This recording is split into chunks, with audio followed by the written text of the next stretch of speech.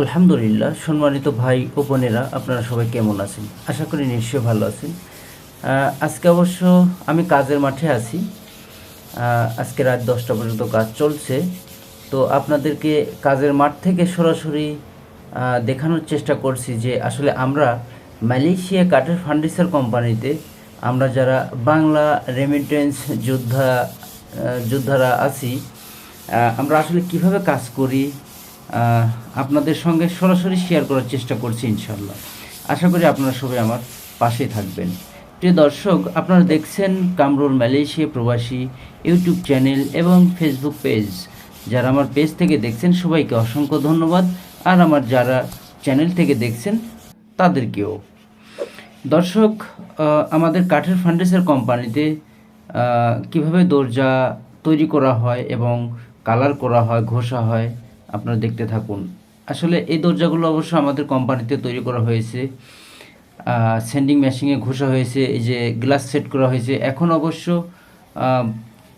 মাটি লাগানোর পরে ঘষা হচ্ছে, তারপর সিলা মারা হবে, সিলা মারার পরে আবার ঘষা হবে, তারপরে কালার করা হবে। আর যারা কাজ করছে সবাই কিন্তু বাংলা। হ্যাঁ, আপনারা জানেন যে আমাদের মালয়েশিয়া ফার্নিচার কোম্পানিতে যারা কাজ করছে আমরা সবাই বাংলা, এবং যে সুপারভাইজার সেও অবশ্য বাংলা।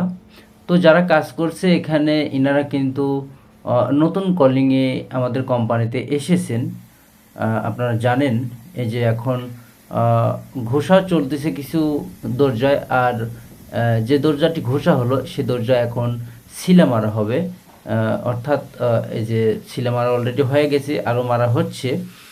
এটা অবশ্য এখন ফ্যানে বাতাসে শুকানো হবে। শুকানোর পরে, যেহেতু এখন রাতে কাজ চলছে, তো শুকানোর পরে এটা আবার হাতে ঘষা হবে পেপার দিয়ে, সেন্ডিং পেপার। তারপরে এটা কালার হবে। এই যে এটা অবশ্য কালারের জন্য প্রস্তুতি হচ্ছে, এটা অবশ্য কালার করা হবে।